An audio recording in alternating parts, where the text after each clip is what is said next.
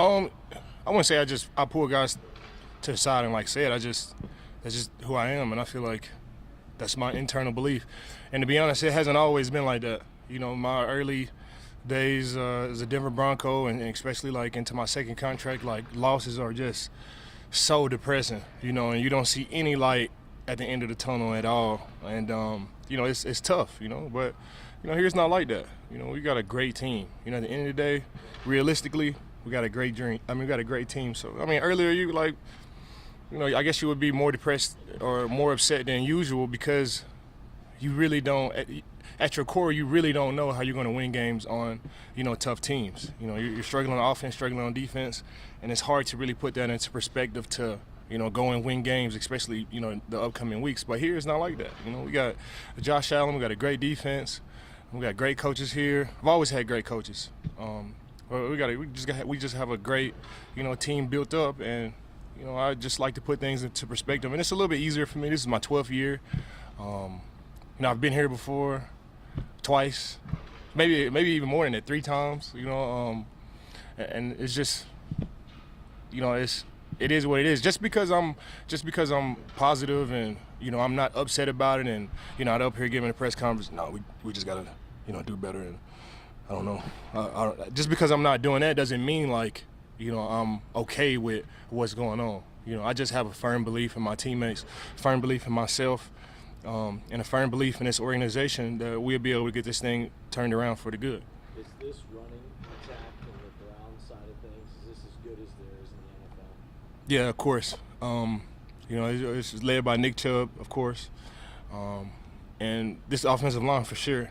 And I'm sure Nick Chubb would say the same. This offensive line is really, helping him out. He could do it by himself, but he has a great offensive line too, from tackle to tackle, guard to guard, and this center, he plays lights out as well too. So 2 of the better guards in the National Football League and 2 of the better tackles in the National Football League. Got nothing but respect for this offensive line and really this whole team. They've played in a lot of close games.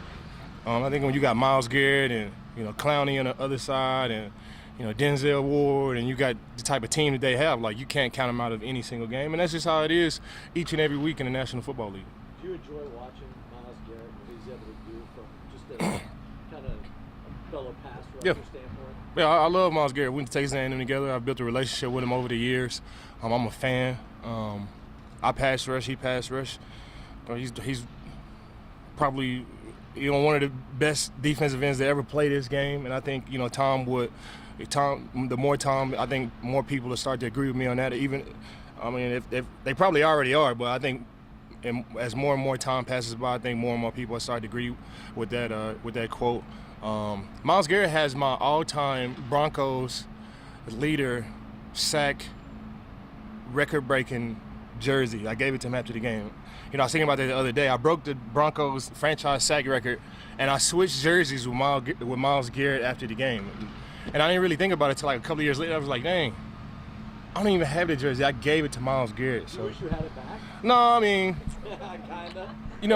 I think at the time you think like you're gonna play your whole career with the Denver Broncos, and I think when you get traded, you start to think like, dang, where is this or where is that, or this moment and that moment, and you're like, dang, like I traded that jersey with Myles Garrett, and honestly, I would, somebody had to have it. It's Myles Garrett, like that's my guy. I love Myles Garrett. I love his game. So if anybody other than me had to have it, I'm okay with Myles Garrett having it. When expectations are so high, there's some adversity, whether it be the outside noise, the media, fans, the noise, but people start looking for a place to put the blame. What have been your impressions of Sean McDermott now that he's had nine regular seasons Yep. and how he's handled the ups and downs of adversity of the season? Man, he's the real deal, man. And I think, championship teams and championship coaches are champions before they win championships. And he's definitely that. He never gets too high, never gets too low. His delivery and his approach, and you can just tell, like he studies how to interact with his players. He studies his players. He's just a great communicator. I love the way he labels things. Even though we lost, it's multiple ways that you can go in there and label that. You could say, hey, we got our ass kicked and this and that, and which all of them could be true. You know, all of them could be true. Like, but the way he puts his words together to inspire the team is just, you know, phenomenal. And it's just an honor and a privilege to be led by Coach McDermott. So I'm happy to be a Bill. I've always been happy to be a Bill. You know, I like where we're at. I'm gonna always be positive after press conferences. It doesn't matter if we win by 100 or lose by 100, which we never will lose by 100. But, you know, you know, my perspective is I've had 2 season-ending injuries. I've played in so many different games. Won Super Bowls, lost the Super Bowl, won big game, lost big games. Like, I think it's just over time I can just be able to just sit back and just, you know, put things into perspective. Like, I'm not gonna let a team beat me twice. You know, that's one thing I'm not gonna do. I'm not gonna let a one win, like, you know, change anything either. You know, I play the game, I debrief, and I move on to the next game. And just because I'm positive and, you know, I have a bright outlook on this team doesn't mean that, you know, I'm okay with losing or anything like that. Like, we want to win every single game, but, you know, it's just my perspective, and I love playing a game of football. That was a fun game. Like, I think when you take a step back, especially as a player, like, even though we didn't win, I've been on the other side of those type of games too. So it was a fun game, man. You just got to put it to perspective. You got to respect your opponent, give them, you know, their props and their respect, and you know, move on. I don't have to get up here and hate and like, oh, we should have did this. Like, you know, you'll never get that from me. You'll never see me pointing the finger at, you know, any of my teammates. If anything, I like the blame to be on me because I can control me. You know, I can come out here and control what I do each and every week. So it's just the world that I choose to live in, and it's multiple different ways that players, not only on our team but players around the league, like, handle situations like that. Sometimes you see, you know, a quarterback has a bad game, or a wide receiver has a bad game, and they get up there and it's like, you know, it's all, you know, it's the end of the world and negative. They don't want to look at the camera looking down, and, you know, it's just so dark. You know, it doesn't have to be like that. I control, you know, my perception. I control the words that I say. I control my energy when I'm up here. And as a leader on this football team, I just choose to be positive, and I choose to have a bright outlook. We get more mileage from that point of view and that perspective. Is that mindset specifically being able to appreciate a game of that nature so close to it? How rare is that for a player who's still playing to be able to be like, I was a part of this and we lost, but this was, from a football perspective, an interesting game? It was a fun game, and of course we want to be on the underside of it, but I think I try my best not to live double lives. You know, the same positive outlook that I have here on the football field, I try to be that same person at home with my son and with my family. So, you know, I just try to, you know, we all, as humans, we all struggle with consistency, but I just choose to live on the positive side of things. Like, my life is good. I'm a Buffalo Bill. I got great teammates, great coaches around me. The lunch ladies here and the lunch men here at the Buffalo Bills cafeteria love me to death, and they do anything for us to, like, have success. Like, you know, I just choose to live on that side of things, man, and I'm blessed. And no matter what, no matter if we win or lose, and I promise you, we're gonna win way more games than we lose. But, you know, when you get a loss like that, the football guys watch the way you handle losses too, and they watch the way you handle wins too. And I just try to, you know, always make those guys proud, because at the end of the season and into the playoffs, like, we're gonna need the football guys, and I just feel like they're trying us now, and we just gotta, you know, keep that energy up and just keep pushing through this adversity, because adversity really does reveal character. And I feel like we have high character guys here, nothing but a bunch of leaders in this locker room, leaders on the coaching staff, leaders in the front office, leaders in the cafeteria. Like, and I enjoy being here, and I just choose to look on the bright side of things. You talk about that leadership after a tough loss, a veteran leader like Jordan Poyer dealing with seems like a significant injury, coming back out there practicing today. Can that serve as inspiration? Of course. For the guys? Of course. You know, you want Poyer's a guy. You know, and no disrespect to anybody that's underneath him, or, you know, anybody that's number 2 and number 3, but Poyer's a guy. Like, that's all pro Poe. You know, him at 80% is better than a lot of guys 100%, and that's just how it is. You know, and you want Poyer out there. You want that energy out there. You know.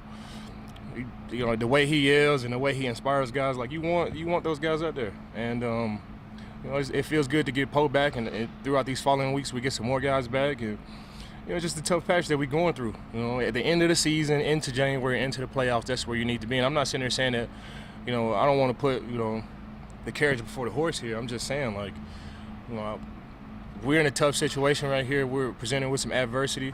Adversity reveals character. We're going to get some guys back, and I'm excited for these following weeks coming up.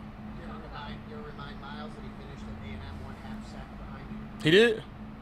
Dang. 33. You know, Miles only 2.5. played 3 years, too. I played all 4. What is it about A&M power? There's one before you guys, too. Yeah, you know, Jacob Green, Miles Garrett, we got some guys there now. I think it's just College Station. You know, we just know how to get after the passer. We've always played great defense all the way back to the Wrecking Crew days and then before that. And I just think, you know, the way we play defense is just who we are as Aggies. You know, we haven't always had it easy. You know, Texas A&M is always about grit, you know, honor and integrity. You know, it's an agriculture and mechanical school. Of course, our Mays Business School is at the top of the nation too, but you know, it's a tough, it's a gritty university. It is the biggest university. I think I let straight about it, but it's a tough, gritty university. We're out in the country, and I think it's just who we are. You know, that makes us great pass rushers and great defensive players. And of course, we got great offensive players in there too. You know, we're doing a little bit shaky right now, but you know, I got nothing but belief in Jimbo. I know I'm digressing and talking about NCAA right here, but you know, I know we got a great coach. We got a lot of great young guys, and we're gonna turn it around. If not this year, next year will be our year for sure. Does anything change from the pass rush technique standpoint when you're playing in snow? We playing in snow? On Sunday, yeah. For real? Yeah, a lot. It snows here? No way. It snows in Buffalo. They didn't tell me that. When I saw it, man, they did not tell me that. Yeah, of course, you know, it changes. Yeah, it's just one of those things, like, you know, rushing in mud, rushing in wet conditions, rushing in snow, of course. Yeah, it's gonna be tough, but I think at the end of the day, the will to win is what really makes great pass rushers. Of course, you can't do all the moves that you want to do, but the pass rush is it's way more than just a move here and a move there. It's about high energy and high effort. It takes energy to rush. And it takes a phenomenal effort to, you know, rush the quarterback. And whether that's in snow, sand, mud, like you just got to come with it each and every play.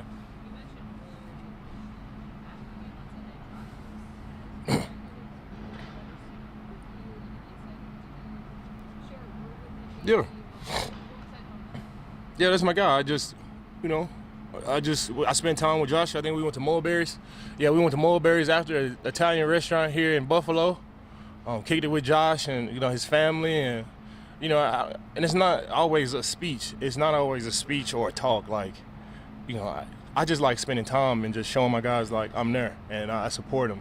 You know, win or loss, right or wrong, I got his back, you know, and that's why I came here. You know, whether he performs at the highest level or he doesn't, like, I'm gonna always have his back. And, you know, I don't think I had a speech or anything like that, but I just showed him, like, hey, I'm here. Like, I'm just here to kick it with you no matter what. Like, you know, I support you, no matter what. Sometimes it's not all about words, it's just, you know, about actions. And, you know, after the game, you know, we had some guys that just go kick it with him. You know, we didn't talk about the game or let's do this. We just kick it, have some food, listen to some music, and just, you know, show them that I genuinely love them. And sometimes that's all you need. What was that group that you went with? Like, who all was in there? Dang, I like the feds here, man. That's who I was with, man. Dang. We see some good seats. We had. No, we had it. It was a couple of teammates there, you know, and of course, you know, this is Josh's private life. And, you know, we had some teammates there, and, you know, I just wanted to, for me personally, I just wanted to go and just kick it with Josh. I didn't sit down and pull him to the side and talk and do none of that stuff. I just wanted to kick it with him and show him I love him, have some food, you know, have a couple of alcoholic beverages, and, you know, you just call it a night. Food was great. I think, you know, Mulberry's has some of the best Italian food in Western New York. You know, I love Mulberry's, and then the wings, like, it's incredible, man. It's incredible. I think they got the Trey White wings, and they got the Tremaine Edmunds toast, and they got the Josh Allen surf and turf. Like, man, it's dope there. They showed the Bills players a lot of love at Mulberry's. Shout out to Mulberry's, man. I appreciate y'all. I'll be there this week, man. Thank you. No, I don't need that. I just like spending time with great people, and you know, I'm not sure who the bartenders that we had, but they were a great time as well too, man. It was a great night, even though we lost. Like, it was a great night, and you know, it just showed me, you know, some of the great things about Buffalo, man. And I really enjoyed myself Sunday night with the guys and, you know, the staff at Mulberry's. If you had your own menu item, what would you want to do? If I had my own menu item, I think all the names are taken. You know, my favorite Italian dish is clam linguine. So it'd probably be Vaughn's clams, linguine, you know, something like that. I love clam linguine on white sauce. So, you know, maybe the guys at Mulberry's are listening to me, you know, they'll get that on the menu. But, you know, that's what I like. That's my favorite Italian dish for sure. Thanks, guys. Appreciate y'all.